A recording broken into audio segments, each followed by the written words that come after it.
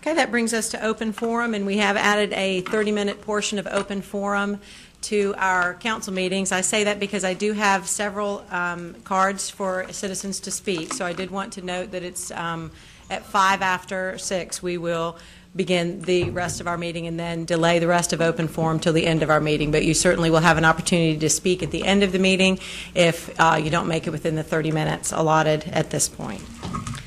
The first speaker is Alistair McKenzie. Welcome. Good evening, members of City Council. My name is Alistair McKenzie. I'm a local civil rights attorney here in Pensacola. I've been assisting the Occupy Pensacola people for the last 3 weeks, 1 week prior to when they were starting. I'm here today to discuss what was the press release from the mayor. Apparently, the mayor, and I'm not sure if the City Council has anything to do with it, has determined that no more tents will be allowed at the encampment, which will be moving down here. As of tomorrow, I believe at 5 p.m.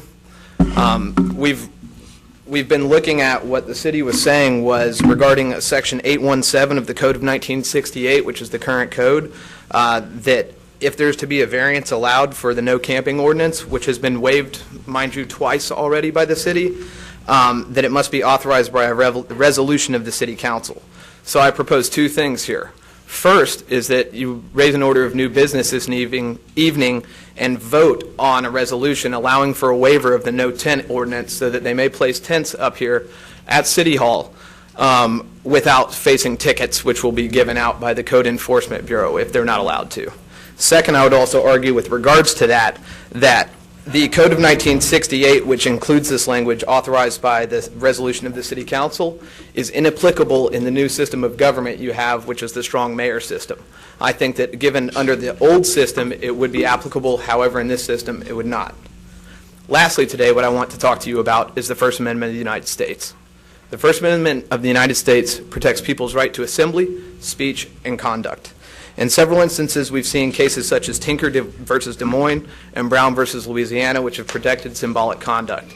In Tinker versus Des Moines, it's the famous case where the people wore the black armbands to protest the Vietnam War. In Brown versus Louisiana, it was a sit-in at a Louisiana library in order to protest the segregation. In both cases, the Supreme Court ruled that this kind of symbolic conduct is protected under the First Amendment of the United States. I would like to offer to you here today that camping, as in having tents and sleeping, given the nature of this occupation, is petitioning the government for the redress of grievances, is symbolic conduct, and is protected First Amendment speech. Therefore, I would say that even if this variance was not allowed, that the city should not enforce it because it is in respect of the people's First Amendment rights. Now, what is allowed for you to do in this regard, according to the First Amendment, is to place reasonable time, place, and manner restrictions. What that means is that you could avoid this, using your variance, using the ordinance. However, I think that if it gets to a court, the court's going to say that this is protected speech and the ordinance shouldn't apply in this regard. Lastly, my point about this is, my last point about this is that because the city has already granted variances on 2 different occasions, you're now engaged in something which is called viewpoint discrimination. Because you have now allowed these people to have 2 variances, you're now selectively going after these people for the specific conduct and speech that they're putting forward. So to discriminate against them at this point now would be to put the city in a bad position because it raises the constitutional standard to strict scrutiny standard, which means you're going to have to show a high government interest in preventing tents from being there and also show why the speech should not be protected. I think you should also look at the way that the city's been enforcing its tent ordinances against the tent cities that are currently set up in the city of Pensacola. You know that there are tent cities here that currently house homeless people. You have not been enforcing the camping ordinances against them. So if you are also to go against these people with this, you are also treading in bad water with that as well. I'm just saying this so that you're aware of what the First Amendment law is, and I would really appreciate if the city would continue to work with the Occupy Pensacola people here because I think they are doing something really important under their First Amendment rights in the Constitution. Thank you very much. Thank you, Mr. McKenzie. Our next speaker is Reverend Nathan Monk. Welcome. Thank you. I am here today first to say that I am part of the safety team with Occupy Pensacola, which is a nonpartisan group. I'm sorry. That is a nonpartisan group that is there to work as a liaison between the city and those who are occupying currently to make sure that everything moves safely and peaceably. I don't think anyone who is watching the news right now knows that in some cities this has not gone well. And in Pensacola, it has moved very well. It has moved well because the city has responded very diligently and appropriately to the requests of those who are occupying, and those who are occupying have responded diligently and appropriately to those requests. Over the last week or two, I have sat down with numerous business owners, and so have other people, and listened to their concerns about the occupation taking place at MLK Plaza, and heard many stories about how that was affecting business. And so that was brought up to the General Assembly of the Occupy Pensacola, and it was decided to relocate. The offer was made to relocate to City Hall so that it would not affect those businesses downtown, which we do not want to affect in a negative way. And so now that was supposed to be the only good news that I was going to be bringing up. However, today it was brought up that the issue of tents would become an actual issue. And as Alistair brought forward before, this is an issue of freedom of speech and assembly. Those who are occupying are, amongst many issues, making a statement about poverty, making a statement about inequality and corporate greed. I don't think that there is anyone in here who has not been affected by corporate greed and poverty and inequality in some way. And so, as they protest these particular issues, amongst other issues, they have decided to occupy public space as part of their freedom of assembly and freedom of speech. Part of that has included having tents.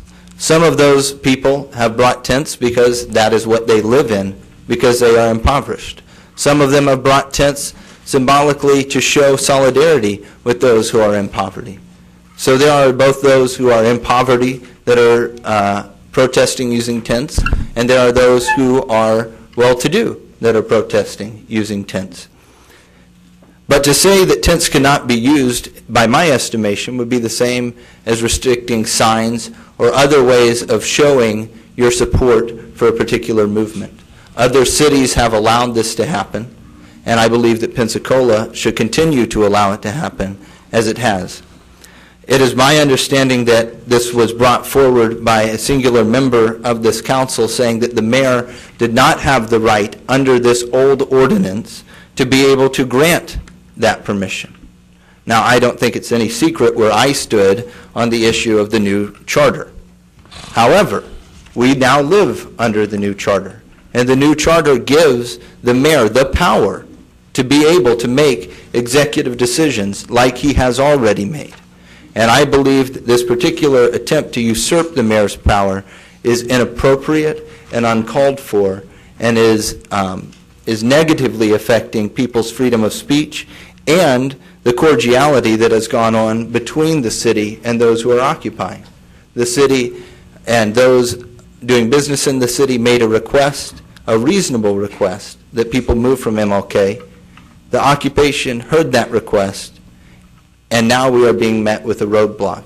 And I believe it is an unnecessary one, that we could move forward properly and that people could continue on as they were continuing on at MLK Plaza. Thank you for your time.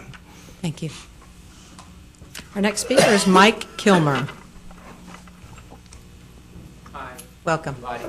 Thank you so much for having me and for having this forum for all of us. I'm a supporter of Occupy Wall Street and Occupy Pensacola. I shop at local businesses like Pensacola Hardware and Bobby's Hobby Shop, and as many local businesses I can support.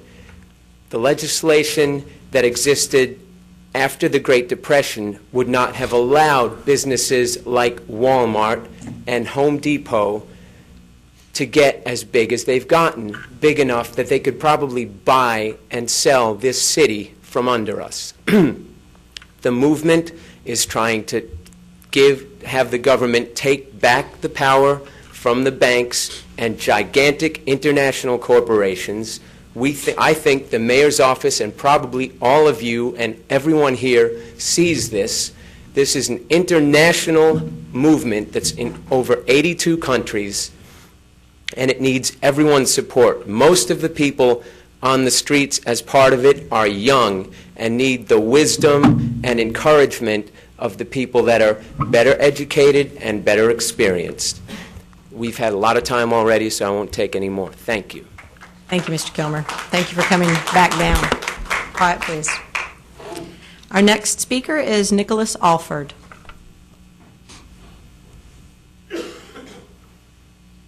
Welcome.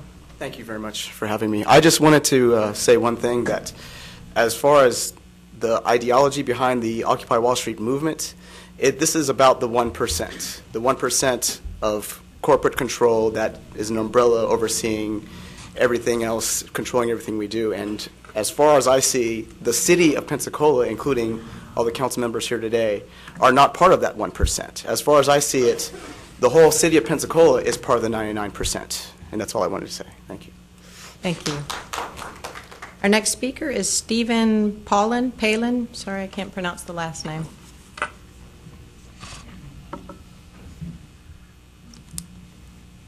Welcome. It's Stephen Poulin, that's okay. Poulin. Thank Lots of you. people mispronounce it, so it's no problem at all. I have that problem too. But anyways, I'm a 25-year-old college graduate. I work. I am a taxpayer. And I am a big supporter of Occupy Wall Street and Occupy Pensacola.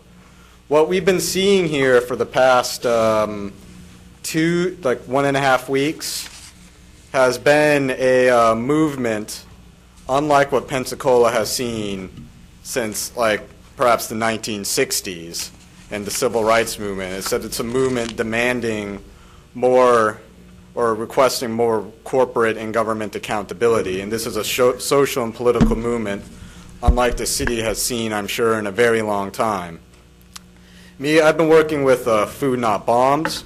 We are a group that gives food to the occupiers as well as to local poor and homeless people around in the park. And I know that the serving food in public is sometimes, seen as a hygienic issue, as a sanitary issue. But we in Food Not Bombs have been taking, great care to make sure that everything is clean, that we take all the proper procedures in preparing and serving the food. And we've been, the reception we've gotten is that we've been, our tent has been very popular, and so it made this occupation very popular with a lot of people we've seen come around here too. Because, hey, who doesn't like free food, free coffee, free water? Of course, everyone likes it. But we do it with a greater purpose, and that's to address the problems of poverty and inequality, which are central to our which addressing these problems is central to our movement. And we hope that you consider allowing us to continue to camp and to have our tents in this area so that we can continue providing the service that we've been providing for this community. Thank you for your time. Thank you. Thank you for coming down. And I have, 3 more cards now. So we have 11 members of the audience. So we will normally be 4 minutes. So I urge you to be brief. And if someone has stated your thoughts exactly, you're welcome to come forward and say ditto. That is fine. But we will begin with Michael Kimbrell.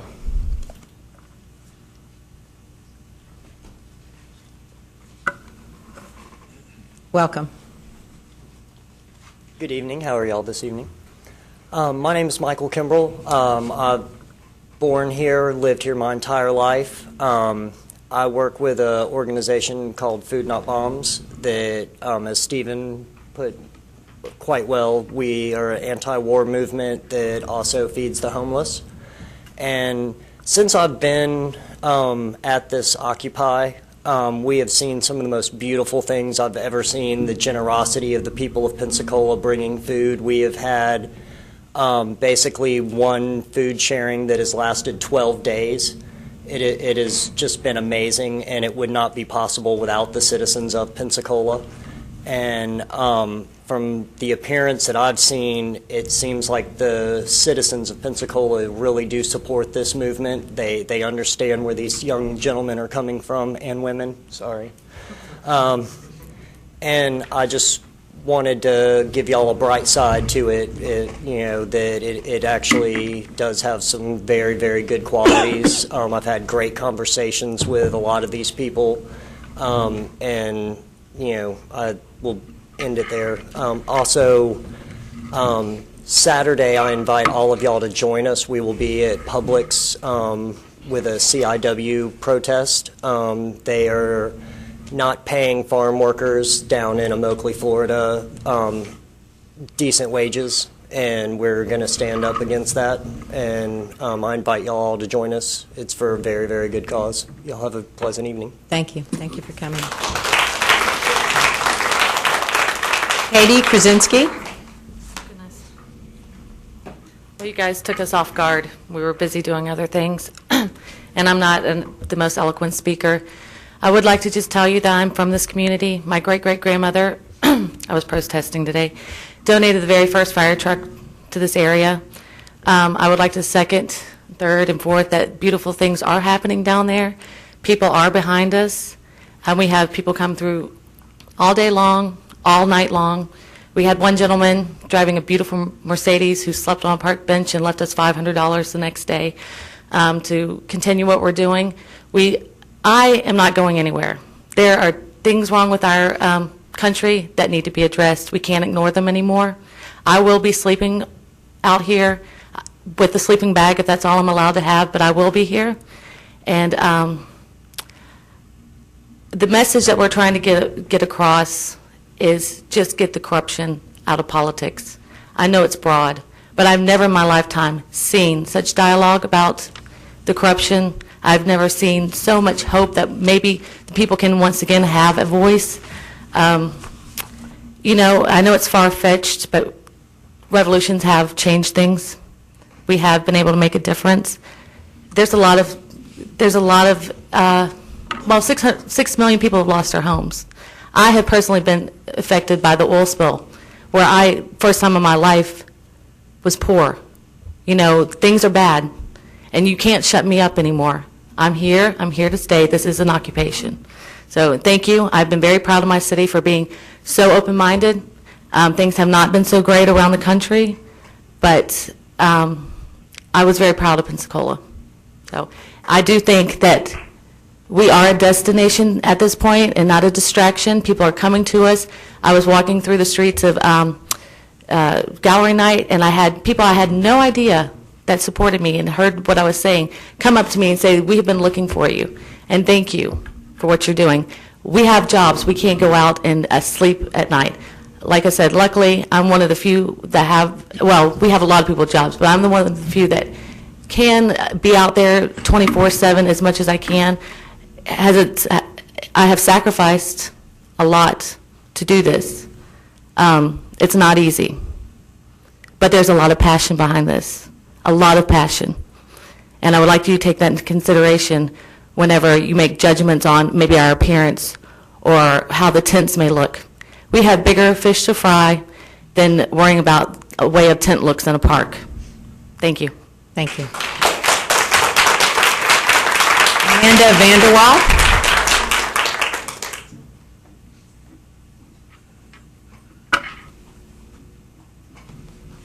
Welcome. I have a few notes because I'm really bad at this, but my name is Amanda. I am employed. I'm college educated. I'm a mother. I've lived in Pensacola for almost 11 years, and I kept saying I was either going to move or try to make things better. And this movement is the opportunity for us to make things better. Thank you all for working with us so far. We've all been working really hard to comply with your wishes as well. Please continue to let us work to improve our country and the world and exercise our First Amendment right. There are people that mean to marginalize what we are doing, to make it look like we're a bunch of dumb kids, but we're not. I'm a little dirty today, but we've been working really hard trying to get ready to move. The tents are absolutely necessary. The number of tents is only a representation of the number of us that are working and making sacrifices and working together. The tents provide shelter from the elements. They also provide privacy and help organize our work. We need them to be safe, healthy, and effective in educating the public in the problems, or of the problems that we are facing. We changed locations to comply with the local market and gallery night under the impression that we were going to be allowed to continue what we were doing in a new location. I'm also a Food Not Bombs volunteer. We've been serving food to over 200 people easily a day, several times a day, as well as our flow of activists and random passers-by. We're all in this together. We have all ages representing daily by waving signs, honking, and thumbs up, and supporting us with generous donations of supplies. As exposure and awareness grows, more are realizing that our movement's goals of fighting corporate corruption and greed are something that we all agree need to be corrected. It's not a divisive issue as with most politics. It's not about left and right, it's about right and wrong. We're pulling together as a community already. We at Food Not Bombs, I already said that. Our community is also providing free entertainment, books, and clothing. The homeless are the people that society tends to forget or push away and hide rather than rise and help. We've noticed that many are sobering up from their substance abuse problems and addictions since being given an opportunity to socialize and be accepted. They are more positive and friendly, volunteering and contributing in any way they can, including cleaning and offering free services in skill trade. Many have thanked us for being there, providing a safe place where they can now sleep and know that they won't be chased off, arrested, or attacked. They are also providing insight that only years of hardship can provide and remind me every day of why I'm doing this. It's to fight for the people and the future of our great country, even for those that cannot or will not do it themselves. Thank you. Thank you. Joe Schoenbarn.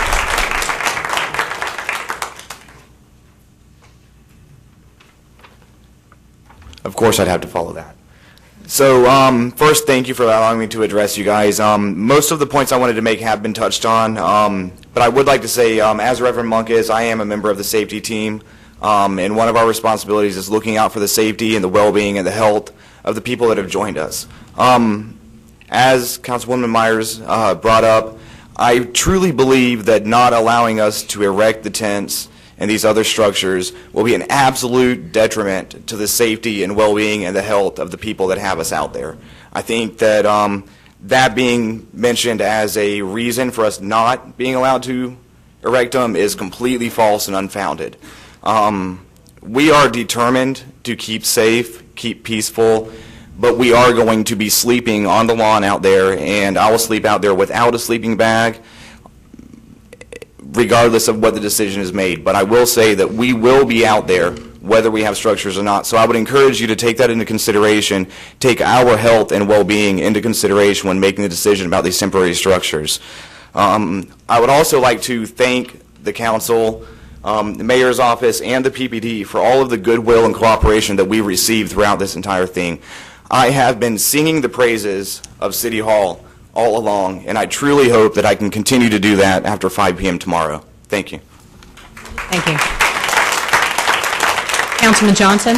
Yeah, thank you very much. I keep hearing about this issue about the no erection of tents, and I'm just wondering, is it possible that we waive that at City Hall for a short time to see how that works out, possibly to where these folks won't have to sleep out in the elements, and just maybe on some type of trial basis? Would that be something that we could possibly look at? Would you like clarification from the attorney? Yes, please. Mr. Messer? I would respectfully defer that to the mayor's office, Councilman. Okay, thank you. Mr. Reynolds? That is certainly something that the ordinance does provide for, that the City Council can waive that particular issue. I don't know, but it just seems like to me maybe possibly on some type of temporary basis that we could see how this worked. I don't know. I don't want to cause more problems if we did decide to do something like that and then have to take that privilege away. But I just have concerns for. I know we're about to get into the cold part of our year, I'm just wondering maybe if there's some other way that we can possibly work with these folks and maybe allow something like that to happen. I don't know how my other council persons feel about that, but it'd be something I'd be willing to take a look at. Thank you. Ms. Myers. Well, I think that they need an answer tonight, so I'm going to make a motion that we waive that restriction on a temporary basis, since the council has the authority to do that, for 2 weeks until the next committee of the whole, and we can get an update on the situation and whether it's having an impact that we would have to rescind the waiver. But I'm going to make the motion that we rescind the waiver for 2 weeks. Second. I have a motion and a second. Dr. Pratt. Thank you, Madam President. I was just hoping that the mayor's staff could clarify for us the reasoning behind, because this is a bigger decision, as the person from ACLU mentioned. When you start waiving things and then unwaiving them, you start running into bigger issues. And so I'm just uncertain as to the reasoning behind. I think I saw this email as I was walking out the door tonight, so I just need a little bit more information before making a decision. Thank you, Dr. Pratt. And I was concerned about that as well. Mr. McKenzie, that spoke first at Open Forum, had a great deal of information for us to digest, and I would like to offer the mayor's office the courtesy of tomorrow's business day to discuss this and investigate the opportunity of, if we did waive it, what period of time we should do that for, and have that discussion tomorrow. But I will give Mr. Messer the floor. Yeah, thank you, Madam Chair. Before the train gets off the track too far here, from a purely legal perspective, we're not using the term waiver appropriately, although the ordinance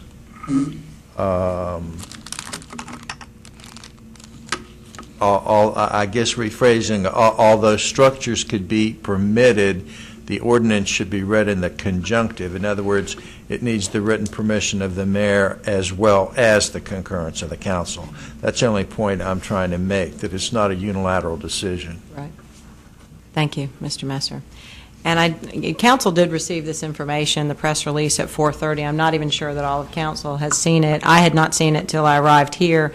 I did see the item in the inbox, but it is 2 pages of information to read. So is there any further discussion on this item?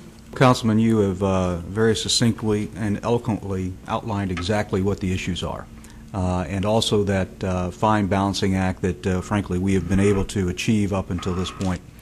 It is something that the mayor, from the very beginning, when the electricity first went off, made it very clear to staff that we were not supposed to interfere with that we were supposed to ensure that they were taken care of, and that, frankly, after discussions with them, we also understood that there were some sanitation needs that we needed to take care of, and that included the installation of porta potties and some other things such as trash pickup. At this point, you know, it's clear that we do not want to interfere with the speech rights of the individuals that are currently involved in this movement.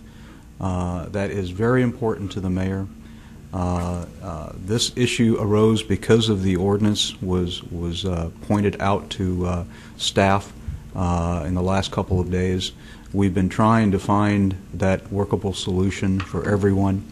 But it should be noted that this is an ordinance violation. This is a non-criminal offense if it was to be cited. That would mean that it would go into the Code Enforcement Board and would go through the code enforcement process. So this is not a criminal statute in any stretch of the imagination. It is merely an ordinance, and therefore would have to go through the code enforcement process. Thank you, Mr. Reynolds. Does that take care of your question, Councilman? Yes, for now. Thank you. Thank you. Councilman Johnson? Yeah, thank you very much. I guess then what I'm trying to figure out, if maybe waive is not the proper legal term, If there is another legal term, and I do want to make everyone aware I am not an attorney, but is suspension a possible word that could be used? If we could possibly suspend this ordinance for a couple of weeks, and of course this council voting on that suspension, and then waiting on the mayor to see if he would also go along with that, to try to ensure safety and working with this group. This group is I've been reading about it, and it's not going to go away. I think they're here for a while. We've heard from several members of this of the audience that they're going to be here, that they're going to stay here, and they're going to be in sleeping bags on our grounds. And I just really would like to try to work with them. I think that that's the best thing to do. As others have said, working with our small businesses out there, and I'm taking calls about this and on both sides of it. But I just for me to be in my bed tonight and knowing or tomorrow night that there's going to be folks out here sleeping in sleeping bags, when there's just some way that we could possibly, again, this council could do to allow these folks to be in a tent for a short time, making that very clear that we are going to try to look at other options and work on something that everybody can agree to. Everybody's not going to be happy, but knowing that we are going to try to work towards keeping them as safe as we can, and with the mayor's office also being involved. So that's what I'm trying to do, is just maybe some type of suspension of that ordinance on these grounds, the specific grounds. That would be the grounds that I guess the mayor's office has located, and just work towards that. That's what I'm trying to do, Mr. Messer. And I don't know if a suspension is a better term than a waiver, but I'd like to hear your comments on that if I could. Thank you. Mr. Messer.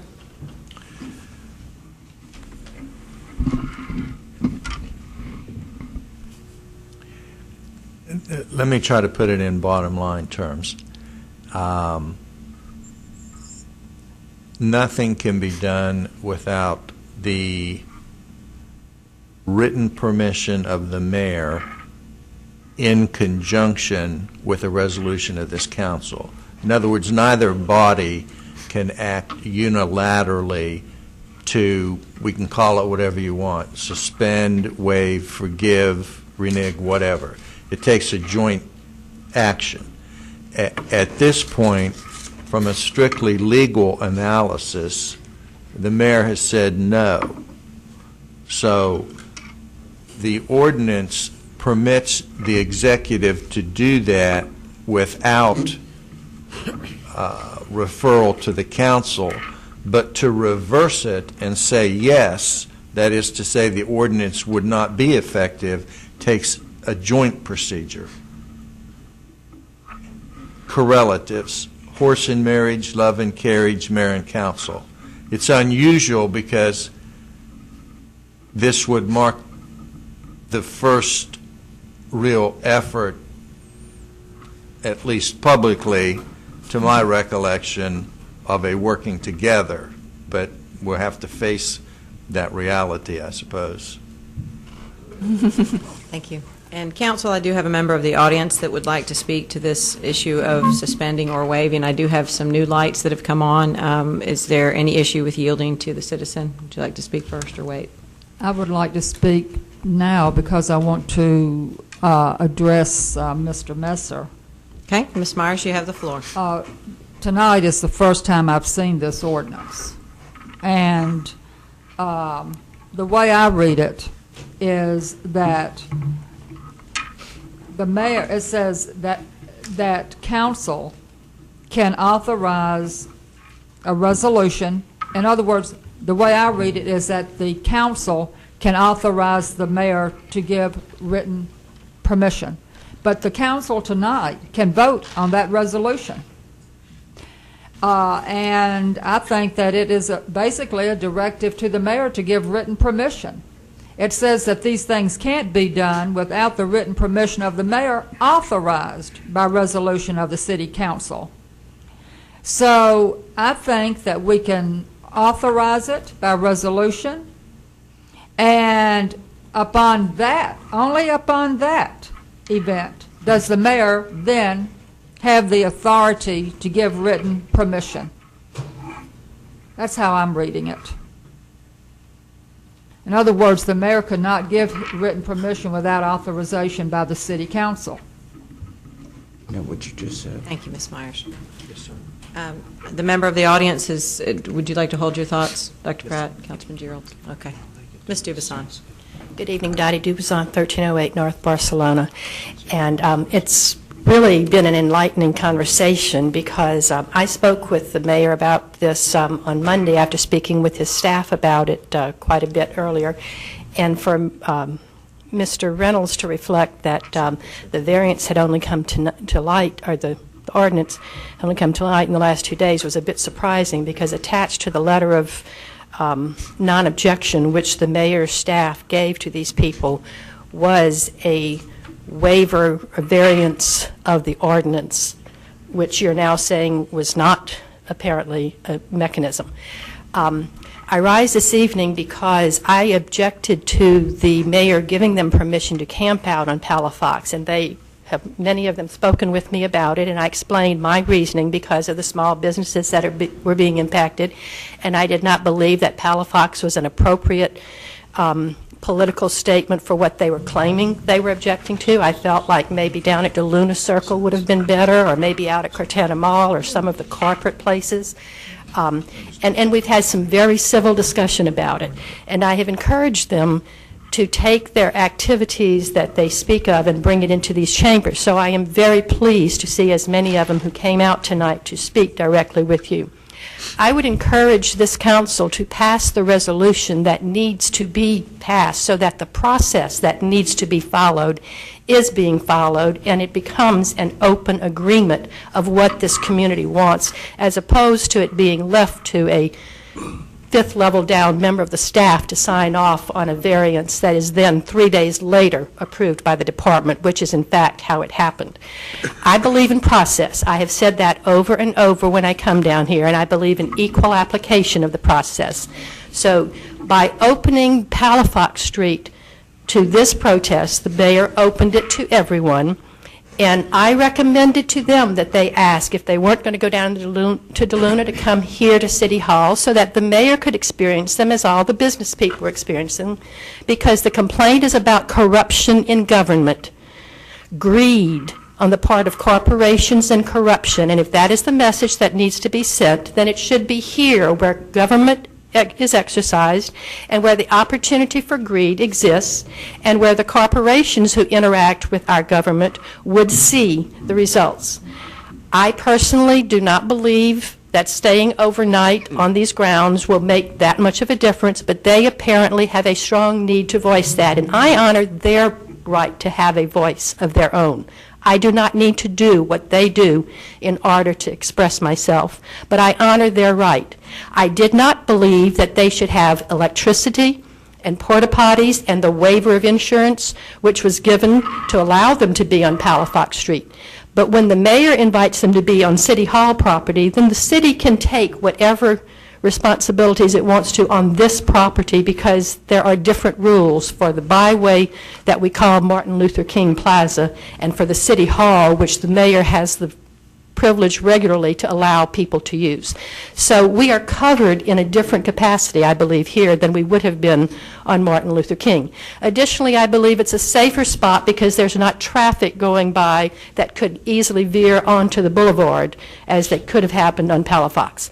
I would recommend that if this is done, that fire extinguishers be provided in ample numbers, as well as the porta potties, because there is significant smoking and people are tired staying up late night, and if you have camp tents side by side, the chance of fire is very high. So if we are concerned about safety, that is an issue that I would like to see addressed. And secondly, whether you let them have overnight tents or not, if they're serving food, they should be given the right to have a tent for the food to be served under, because that is a basic health issue. That's my opinion. Thank you. Mr. McKenzie.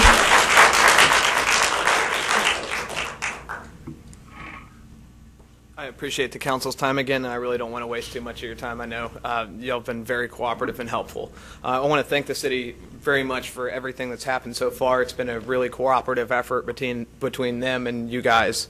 However, the one thing I wanted to bring up to you I have here is the October 18th, 2011 letter from the city. In the third paragraph of it, it says, your request for a variance on the no day or night camping in the park has been granted along with your affidavit of waiver of costs for park fees and deposits. As I stated earlier, I may have been a little excited because I had just been told that this was happening about 20 minutes, 30 minutes before it did, is that the variance for no camping has been granted twice already, so that puts the city now in a unique position of changing its position on something that they've already established. I just wanted to speak so that you could see that the request for the variance has been granted from an official, City of Pensacola letter, so that y'all could have that when you take under consideration whether to suspend it for now or whatever. Thank you. Thank you. Myers. And Madam President. Please. Thank you. Councilman Spencer. Thank you. This is probably from the perspective of an architect.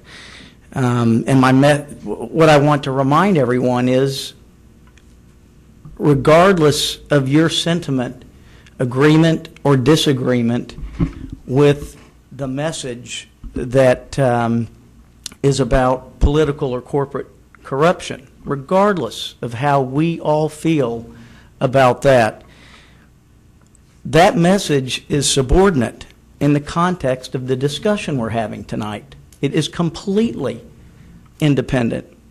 And to hear the terms fairness and equity and equality, how do you explain that to people that are following the rules and paying for the permitting process, paying for all of the proper delivery of services as well as disposal of waste? How do you tell someone that had a dirt driveway or a clay driveway that they thought was perfectly suitable that no, you're not allowed to do that because you're going to be putting stormwater in Carpenter's Creek and killing the beavers? This is about equality. This is fair treatment. This is not about the message. And we as a governing body are mandated to uphold certain life safety standards, for instance, stipulated by the NFPA, National Fire Protection Association. And what kind of equity is it when, and certainly I want to pause for a minute, I recognize these faces, some of these people, and I know that many of you have very good intentions. And I don't think you would intend to intentionally skirt the rules that others nearby you have to abide by. What about the residents that are right on the northeast corner of Roos and Intendencia that are paying property taxes so they can have their homes there, and you're a block away? But again, getting back to the equity treatment, that in itself is a very, very that's just one of the many issues. But I just can't emphasize enough that we have to step back and divorce ourselves from how we may feel about the message and the protest. Thank you. Thank you, Councilman. Ms. Myers. Yes, I agree with Councilman Spencer that it's not about their message, whether we agree with it or not. The only issue before us tonight is tent or no tent. That's the only issue. I mean, the city's already invited them down here to City Hall and said it's okay for them to sleep here. The only issue is whether or not they can have a tent. That's the only issue before this body, is whether or not we are going to authorize by resolution that this ordinance can be waived on a temporary basis. The motion I made was for 2 weeks because I want an assessment of how things are going. And that the only issue has nothing to do with their message, because we've already been told by the city administrator that they have been told they can come here and sleep outside. The only issue is tent or no tent. And I'm going to, under those circumstances, support them having a waiver for a 2 weeks until the next committee of the whole. We can take it up again. I think our next meeting is in 2 weeks. That in order for the mayor to give written permission, it will be up to him. We can authorize it, but it's up to the mayor. It clearly says here that they have to have written permission of the mayor, and that permission has to be authorized by council. In fact, I don't think that the city, that the mayor's office could have given a waiver without the authorization of the city council, and that was never obtained. And so the only thing before us tonight is, do we want to waive on a temporary basis and give the mayor the authorization to give his written permission? He may not give his written permission, but we certainly have the authority to waive this in terms of the tent portion of this ordinance, just the tent. I'm not asking that any other part of the ordinance be waived, just as it relates to the tents. That's the only issue before us, tent or no tent. Thank you, Ms. Myers. Councilman Spencer? Yeah, I'm sorry, but the more I even think about this, the more concerned I am about our responsibility and exposure. There are certain flammability ratings for materials. Tents have codes. I'm aware of that. Excuse me. I'm aware of that. You'll have a chance to But speak there later. are tent city, for instance, in situations where we've had to have temporary housing due to events or catastrophes. Certainly, there are distances that are prescribed between tents. There is a term called egress. It's synonymous with escape. If something happens in one of the tents, people have to be able to safely get to where they are out of harm's way.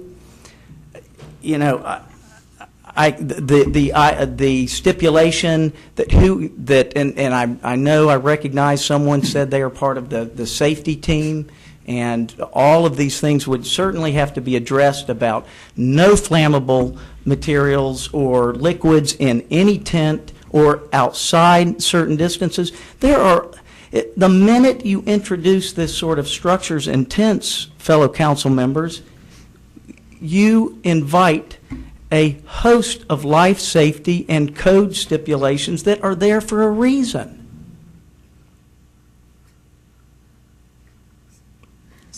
And let's wait till, let's make it through winter, and then it's, let's see, then it's July, and there is our first tropical disturbance heading in our direction. There are many things we have got to work out before we simply say that we are compassionate, and we're so compassionate that 12 people end up being seriously maimed, maybe some fatalities. If you will recall, we had this community had an issue about tent structures that weren't properly permitted, that dealt with very much the provision of shelter for unfortunate individuals. Thank you, Councilman. Councilman? I'm not going to support Ms. Myers' motion tonight, mainly for the legal concerns that Mr. Spencer has brought up. This motion isn't on the floor. One of the problems I'd have with Mr. Johnson's suggestion in just suspending it is, if we suspended that rule, then based on free speech, we could populate every single park in Pensacola with anybody that wanted to camp out there, and they could do it under the guise of the First Amendment. And so there we couldn't do it about the message, you know, and it would have to open it up, whether it's Ferdinand Plaza, Bryant Park, Bayview Park, all of those we would have to open up. And the concern I have right now about even allowing this to happen at City Hall is Chief Simmons, if he sees homeless individuals sleeping in Plaza Ferdinand, his guys go down there and make a move on. And if we allow this here at City Hall, I'm not sure what the difference is in allowing people to gather and sleep at Plaza Ferdinand for whatever reason they want to express. And I think that for us to make an exception for Occupy Pensacola, then we are actually taking a position that we support what this group is saying, if we're not allowing others that same exemption for the parks. And I don't think that's a position the city wants to be in either. So, thank you. Thank you, Councilman. You know, one of the things I find so funny about government is that we arrest people and then we build monuments to them and name streets after them, you know, or you know, bus stations after them, you know. I mean, it was the government who created the laws that made it illegal for Rosa Parks to sit where she wanted to sit, just like any other person. And it was the government who had her arrested. And then it was the government who overturned that law. And then it is now the government that names streets after her and so on and so forth. So the law really is subjective a lot of the times when it comes to these civil rights issues. And I don't think you allowing Occupy Pensacola to be here is endorsing what they're saying. You're endorsing their right to say it. And, you know, the concerns, and I respect everybody here, so I'm not trying to call you out, and I'm just trying to respond to them. You know, the concerns about fire, and the concerns about this, and the concerns about that. Well, I understand those concerns, but what if somebody is out in the elements and they catch pneumonia and they die? I mean, we could think about the potentials of what might happen, you know, all day long. But the reality is that people have a right to peacefully assemble. People have the right to freedom of speech, and part of this movement is a 24-hour assembly. And so I believe that allowing for these tents and allowing for this process to go through is the right thing to do. And, you know, one of the issues that got brought up, you know, by one of the councilmen is, you know, well, that certain events have to go through this process, you know, and they have to go through this, that, and the other. And they, you know, and that is true. They do have to go through that process. But festivals aren't protected by the First Amendment. Birthday parties aren't protected by the First Amendment. But the opportunity to address our government for the redress of grievances is protected by the First Amendment. Our right to assemble here is protected by the First Amendment. And you might not let us set up tents. And people might set up tents anyways. And you might arrest them for doing that. But when you do that, I suggest that you pick out which street you're going to name after them once they're dead. And the other thing that we have to look at is, you know, you're right. City Hall does kick people off who are homeless. And, you know, you are going to let us be here. So maybe we should just acknowledge that you shouldn't have kicked those homeless people off in the first place. And I think that what this is exposing is a reality that our government has made improper extensions for certain people. And I think we're leveling the playing field. We accept the 99%, and that includes you, and that includes all of these freaky people sitting here, and all of the people wearing business suits and badges and every other thing that they use to identify themselves. We have an opportunity to do something different than other cities have. I beg of you to support the right of the people to camp out. And you know what? It might take a really long time. You know what? It took Dr. King a long time. It took this country a long time to receive its liberty. So you know what? I personally don't give a damn how long it takes or how ugly it looks if we come out on the other side of this more American than we did before. And that's what I ask you guys to consider today. Thank you. Ms. Myers.